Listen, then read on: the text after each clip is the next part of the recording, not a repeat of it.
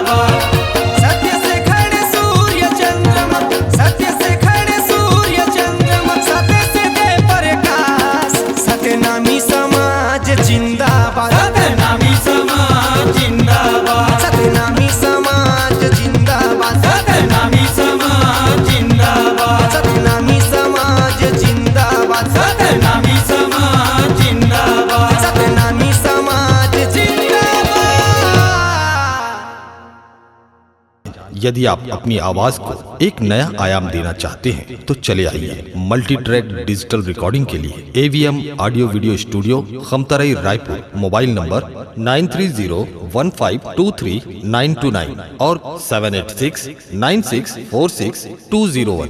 यदि आप नए एवं पुराने गीत सुनना चाहते हैं तो avmgana.com में जाकर गाना फ्री डाउनलोड करें और YouTube चैनल में AVM गाना और KK कैसेट्स को सब्सक्राइब करें।